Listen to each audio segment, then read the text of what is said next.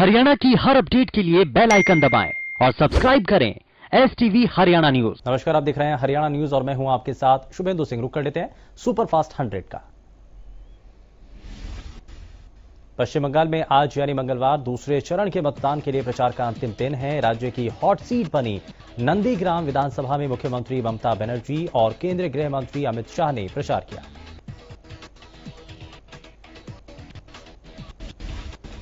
केंद्रीय गृह मंत्री ने नंदीग्राम में कहा कि एक बीजेपी कार्यकर्ता की बुजुर्ग मां के साथ मारपीट की गई और उनकी मौत हो गई, लेकिन ममता दीदी महिला सुरक्षा की बात कर रही हैं। देश के 4 राज्यों और एक केंद्र शासित प्रदेश में विधानसभा चुनाव को लेकर प्रचार का दौर चरम पर है। इसी कड़ी में पीएम मोदी ने केरल के पलक्कड़ में रैली को संबोधित किया। बीजेपी के उम्मीदवार मेट्रो मैन ई श्रीधरन ने पीएम मोदी का स्वागत किया। केरल से प्रधानमंत्री मोदी तमिलनाडु के धारापुरम पहुंचे और इस दौरान मुख्यमंत्री ई पलानीस्वामी भी उनके साथ मौजूद रहे।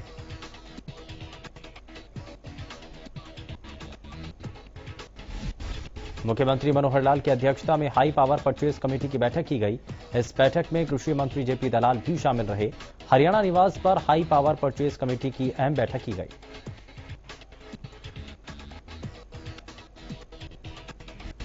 बैठक के बाद सीएम मनोहर लाल ने बताया कि आज कुल 400 करोड़ रुपए की सरकारी खरीद को मंजूरी दी गई है, जिसमें बिजली, सिंचाई, खेल और शिक्षा विभाग की खरीद शामिल है। फसलों की खरीद पर सीएम मनोहर लाल ने कहा कि 1 अप्रैल से गेहूं और सरसों की सरकारी खरीद की पूरी तैयारी है। इस बार सरकार को सरसों खरीद की उम्मीद नहीं है, क्योंकि बाजार में सरसों एमएसपी से महंगी बिक रही है। कृषि कानूनों के खिलाफ किसान आंदोलन का आज 125वां दिन है, लेकिन इस गतिरोध का अब तक कोई हल निकलता नहीं दिख रहा है। एक तरफ जहां किसान अपनी मांगों को लेकर बॉर्डर पर डटे हैं, तो वहीं सरकार भी पीछे हटने के लिए तैयार नहीं। कृषि कानूनों के खिलाफ धरना दे रहे किसानों ने एक बार फिर सरकार को चेतावनी देते हुए कहा कि अगर सरकार ने उनकी मांगों पर जल्द विचार नहीं किया तो अपने आंदोलन को और तेज करेंगे। होली में कृषि कानूनों की प्रतियां जलाने के बाद किसान अब आगे की रणनीति बनाने में जुट चुके हैं। आंदोलन में आगे की रणनीति के लिए किसान आज सिंघू बॉर्डर पर मंथन कर रहे हैं।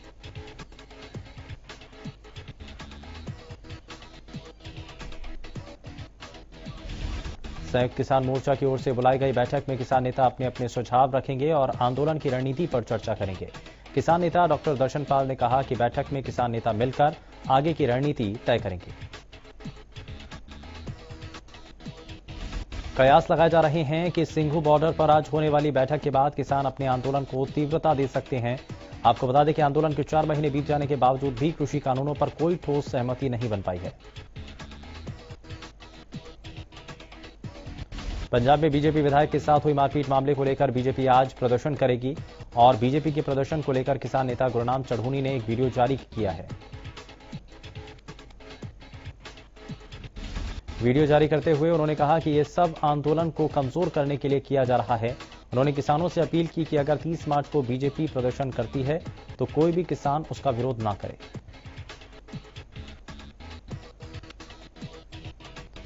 पंजाब में बीजेपी विधायक अरुण नारंग के साथ मारपीट मामले को लेकर हरियाणा बीजेपी के कार्यकर्ताओं ने विरोध प्रदर्शन किया।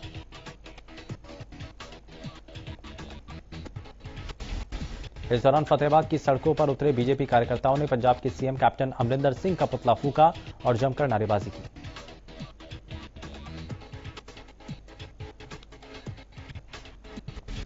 पुलिस की कड़ी निगरानी के बावजूद बीजेपी कार्यकर्ताओं ने फतेहाबाद के भूना मोड़ से पुराने बस स्टैंड तक विरोध प्रदर्शन किया। इस दौरान बीजेपी कार्यालय के बाहर सुरक्षा कड़ी कर दी गई। विरोध प्रदर्शन के दौरान रतिया के विधायक भी मौजूद रहे, लेकिन स्थानीय विधायक नदारद दिखे।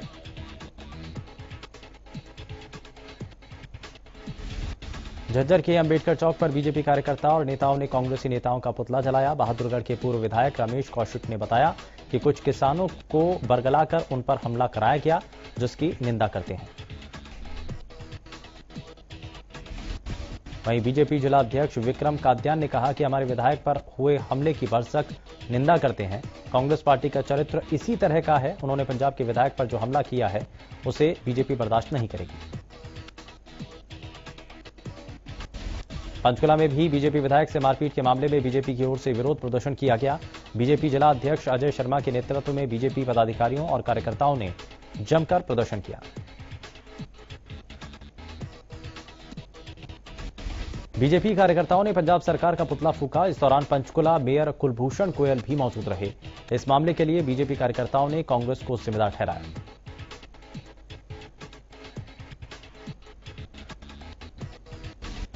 यमुनानगर में विधायक अरुण नारंग के साथ हुई मारपीट के मामले में बीजेपी की ओर से प्रदर्शन किया गया।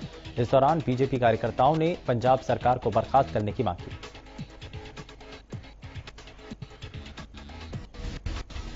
जगाधरी अनाज मंडी गेट पर बीजेपी के सैकड़ों कार्यकर्ताओं ने प्रदर्शन किया। प्रदर्शन में बीजेपी युवा मोर्चा यमुनानगर से बीजेपी विधायक घनश्याम दास अरोड़ा, जिला अध्यक्ष राजेश सप्रा समेत अन्य लोग मौजूद रहे।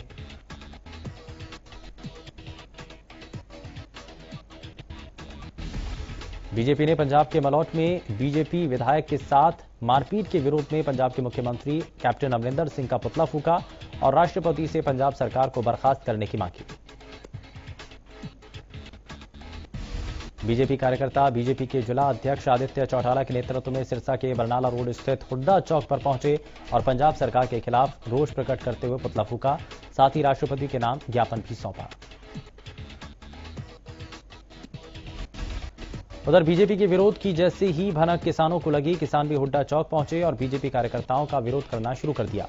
इस दौरान भारी पुलिस बल तैनात किया गया। किसानों को रोकने के लिए पुलिस को कड़ी मशक्कत करनी पड़ी। किसानों और बीजेपी कार्यकर्ताओं के बीच किसी प्रकार का टकराव ना हो, इसके लिए एसडीएम जयवीर यादव और टीएसपी आर्यन चौधरी भारी पुलिस बल के साथ तैनात रहे। वहीं बीजेपी के जिला प्रधान आदित्य चौटाला ने कहा कि विरोध करने वाले किसान नहीं बल्कि राजनीतिक पार्टी के एजेंट हैं।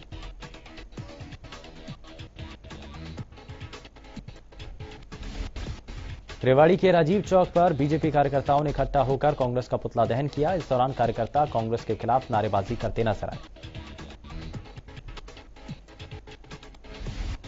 बीजेपी जिला अध्यक्ष ने कहा कि बीजेपी कार्यकर्ताओं में अरुण नारंग की पिटाई के बाद काफी आक्रोश है।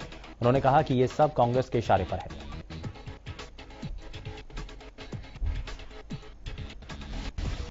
करनाल में भी बीजेपी कार्यकर्ताओं ने पंजाब के सीएम का पुतला फूंका। कार्यकर्ताओं का कहना है कि कांग्रेस कार्यकर्ताओं ने अरुण नारंग के साथ इस तरीके का दुर्व्यवहार करके लोकतंत्र की हत्या की है और इसी रोष में कैप्टन अमरिंदर सिंह का पुतला फूंका गया। बीजेपी कार्यकर्ताओं का कहना है कि जब तक एक जनप्रतिनिधि की सुरक्षा नहीं हो सकती तो फिर आम पब्लिक की सुरक्षा कैसे होगी। फरीदाबाद के जिला मुख्यालय में बीजेपी नेताओं और कार्यकर्ताओं ने पंजाब के सीएम कैप्टन अमरिंदर सिंह का पुतला फूंका। बीजेपी के जिला अध्यक्ष गोपाल शर्मा और विधायक सीमा त्रिखा ने इसे लोकतंत्र की हत्या बताया। साथ ही इसे पंजाब सरकार की साजिश बताते हुए कहा कि भोले भाले किसानों के हल पर सवार पंजाब के राजनीतिक लोगों ने लोकतंत्र का गला घोंटते हुए अरुण नारंग के साथ मारपीट की। बीजेपी विधायक के साथ मारपीट के मामले में नारनौल में राज्य मंत्री ओम प्रकाश यादव के नेतृत्व में रोड मार्च कर पंजाब के मुख्यमंत्री कैप्टन अमरिंदर सिंह का पुतला फूंका गया।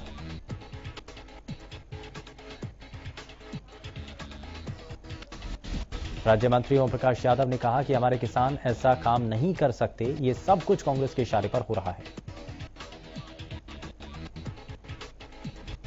बीजेपी के प्रदर्शन के बाद किसान भी सड़कों पर उतरे। फतेहाबाद के लालबत्ती चौक पर किसानों ने सरकार के खिलाफ नारेबाजी की।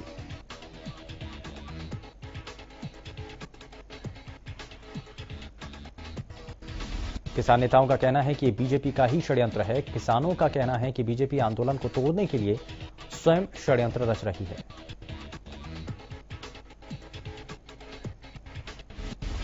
सिरसा में लघु सचिवालय के बाहर आंगनवाड़ी कर्मचारियों ने धरना प्रदर्शन किया। आपको बता दें कि पिछले 14 महीनों से आंगनवाड़ी सेंटरों का किराया और 8 महीने से आंगनवाड़ी वर्करों को मानदेय नहीं दिया गया, जिसके विरोध में आंगनवाड़ी वर्करों ने प्रदर्शन किया। आंगनवाड़ी वर्कर्स ने प्रशासन और सरकार के खिलाफ जमकर नारेबाजी की। साथ ही आंगनवाड़ी कर्मचारियों ने चेतावनी दी है कि अगर उनकी मांग जल्द पूरी नहीं की गई तो आने वाले दिनों में आंदोलन तेज करने को मजबूर हो जाएंगे।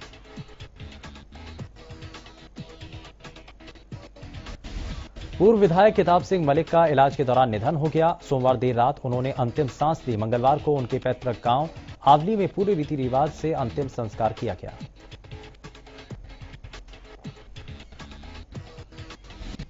इससे पहले सभी राजनीतिक दलों के नेताओं ने उन्हें श्रद्धांजलि दी। दरअसल 13 मार्च को किताब सिंह मलिक छत्तीसगढ़ किसी काम से गए हुए थे। उसी दौरान सड़क हादसे में गंभीर रूप से घायल हो गए, जिसके बाद इलाज के लिए उन्हें कुरुक्षेत्र के निजी अस्पताल में भर्ती करवाया गया था, जहां इलाज के दौरान उनकी मौत हो गई। आपको बता दें कि किताब सिंह मलिक साल 1982 में लोकदल के टिकट पर और 91 में बतौर निर्दलीय गोहाना से विधायक रह चुके हैं।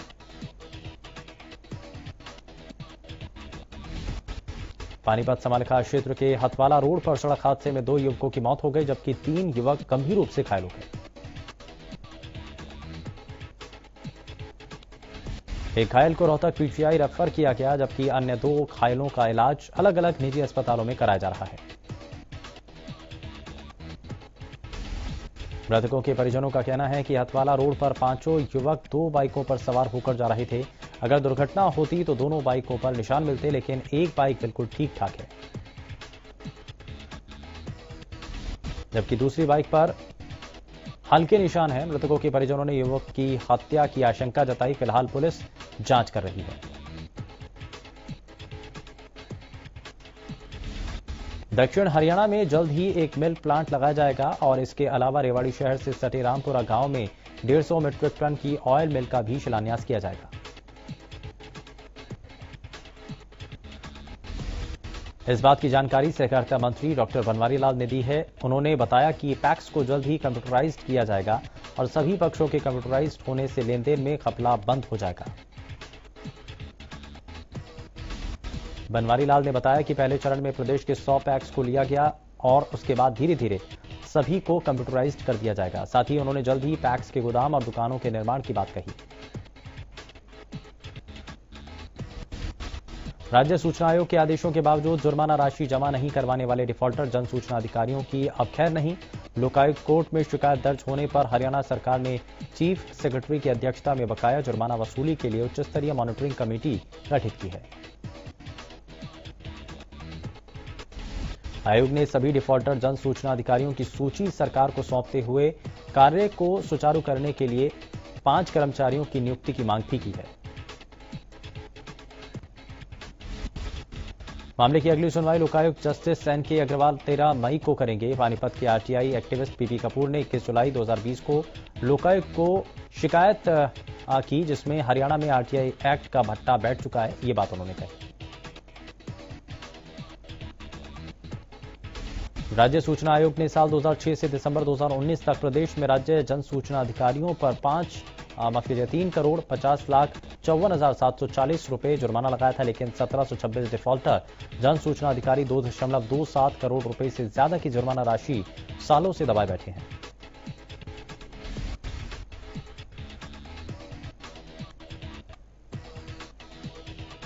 महेंद्रगढ़ के अटेली विधानसभा के थाने के बाहर युवक का शव रखकर पुलिस प्रशासन ने जमकर नारेबाजी पुलिस प्रशासन के खिलाफ की गई है।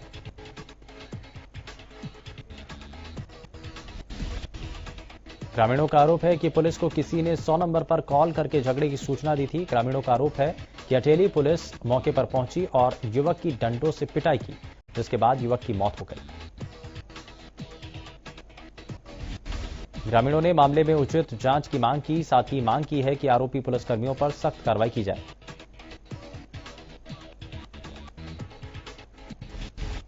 होली का त्योहार आपसी भाईचारे का प्रतीक है, लेकिन इस होली जो तस्वीरें सामने आई वो कुछ और ही बयां करती हैं।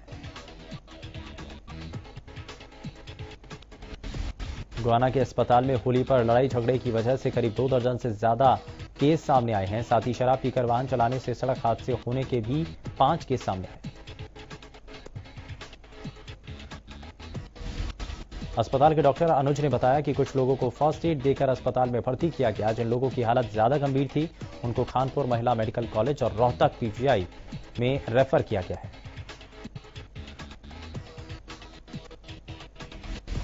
पानीपत के खजूर नगर में मामूली कहासुनी होने पर एक युवक की चाकू मारकर हत्या कर दी गई, जिसके बाद पुलिस ने एक्शन लेते हुए आरोपियों को गिरफ्तार किया।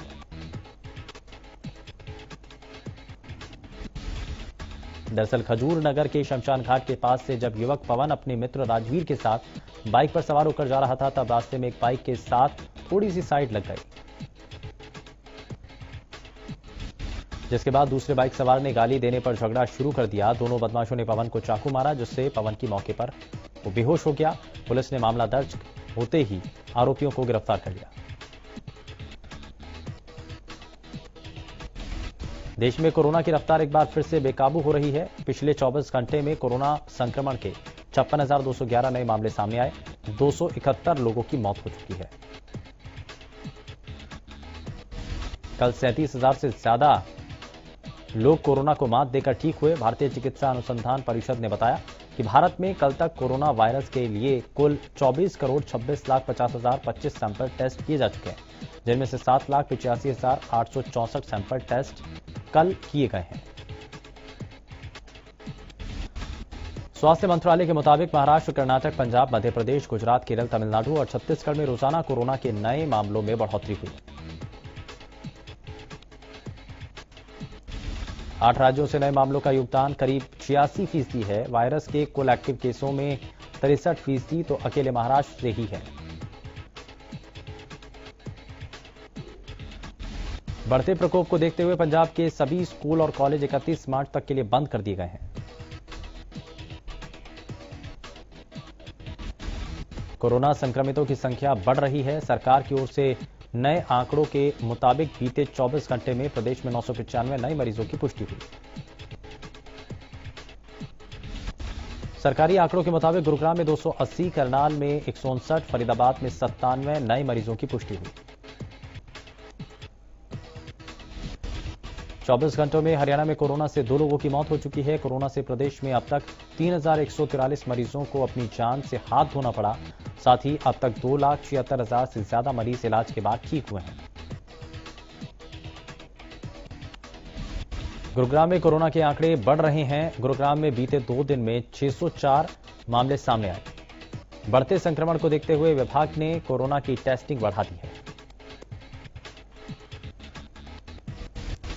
गुरुग्राम में रोजाना 4500 से ज्यादा कोरोना के टेस्ट किए जा रहे हैं। Civil surgeon doctor Virendra Yadav ने कहा कि कोरोना के बढ़ते संक्रमण का सबसे बड़ा कारण लोगों में बढ़ती लापरवाही है।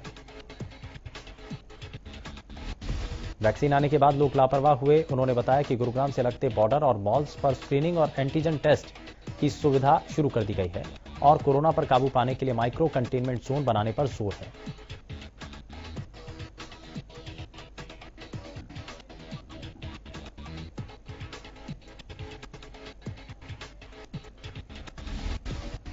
सोनीपत में एक तरफ तो कोरोना के मामले बढ़ रहे हैं, दूसरी तरफ सांदल कला के सरकारी स्कूल में नियमों की जमकर धज्जियां उड़ाई जा रही हैं।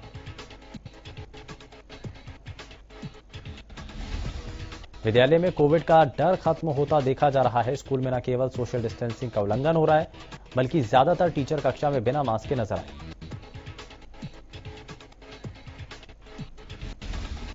बच्चे नीचे बैठकर परीक्षा देते नजर आ रहे हैं, लेकिन विद्यालय के छात्र छात्राओं के चेहरे पर मास्क नहीं है।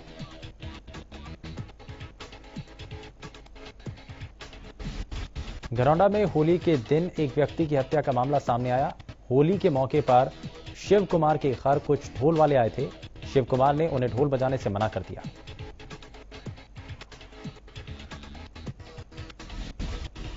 उन्होंने कहा कि वो होली नहीं मना रहे, इसलिए ढोल मत बजाएं। इसके बाद बहस शुरू हो गई। बड़ी मुश्किलों से मामला शांत करवाया गया, लेकिन फिर ढोल वाले ने अपने साथियों के साथ मिलकर शिव कुमार पर हमला कर दिया, जिससे उसकी मौत हो गई। फिलहाल पुलिस ने 6 आरोपियों के खिलाफ मामला दर्ज कर लिया है। गुआना के गांव छिछड़ाना में एक महिला ने फांसी लगाकर खुदकुशी कर ली। पुलिस ने मौके पर पहुंचकर शव को कब्जे में लेकर पोस्टमार्टम के लिए भेज दिया है।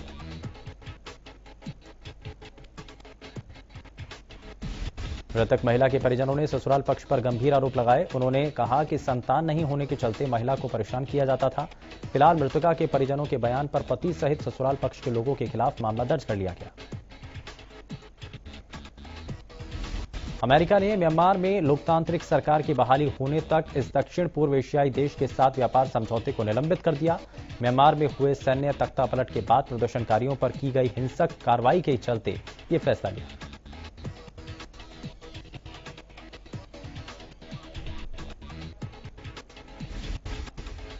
प्रधानमंत्री केपी शर्मा ओली नीत सीपीएन यूएमएल ने पार्टी विरोधी गतिविधियों में संलिप्त रहने के आरोपों को लेकर वरिष्ठ नेताओं माधव कुमार नेपाल और भीम रावल को निलंबित कर दिया।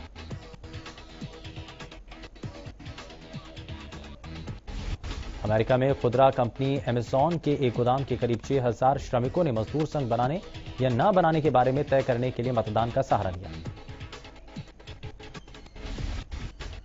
बताया जा रहा है कि यदि यूनियन बनाने के पक्ष में ज्यादा वोट पड़े तो ये ऑनलाइन खुदरा प्लेटफॉर्म के इतिहास में श्रमिकों के अधिकारों के लिए अब तक का सबसे बड़ा संगठित प्रयास होगा।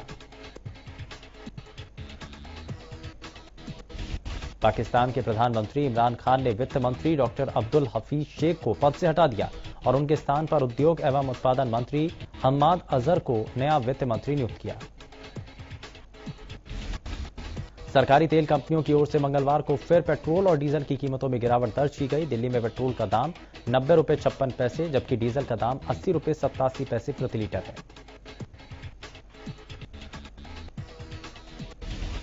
बैंक सरकारी खातों के सालाना लेन देन को पूरा करने के लिए चालू वित्त वर्ष के अंतिम दिन 31 मार्च को विशेष समाशोधन व्यवस्था करेंगे। आपको बता दें कि भारतीय रिजर्व बैंक ने बैंकों के लिए सुचारू समाशोधन परिचालन को लेकर निर्देश जारी किया।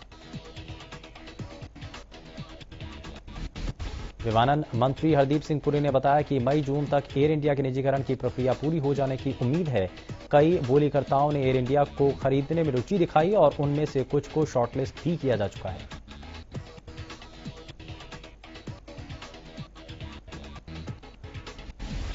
देश का कोयला आयात चालू वित्त वर्ष के पहले 11 महीनों में 13.6% घटकर 19.61 करोड़ टन रह गया। टाटा स्टील और सेल के संयुक्त उपक्रम इंजेक्शन सर्विसेज की रिपोर्ट में यह जानकारी दी गई।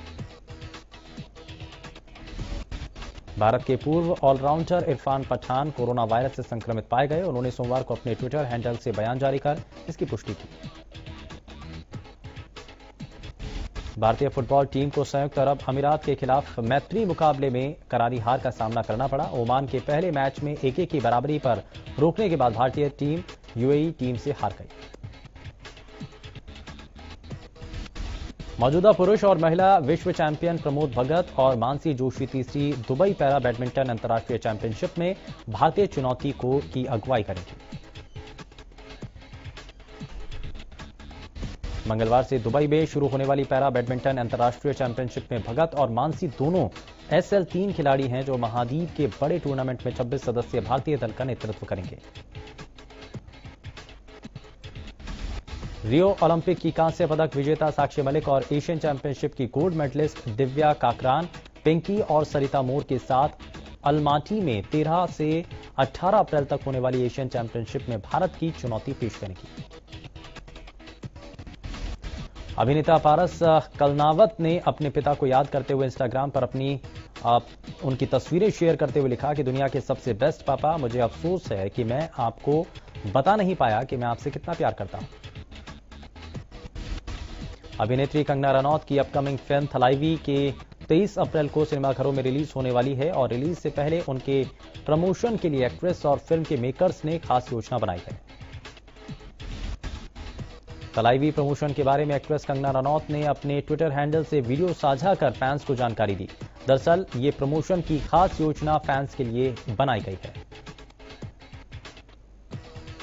कलर्स चैनल के सीरियल मलकी में नजर आने वाले टीवी एक्टर अमर उपाध्याय और उनकी को स्टार प्रियल महाजन कोरोना संक्रमित हो गए। कोविड-19 टेस्ट पॉजिटिव आने के बाद फिलहाल दोनों घर पर क्वारंटीन है। फिलहाल के लिए बस उतना ही। नमस्कार।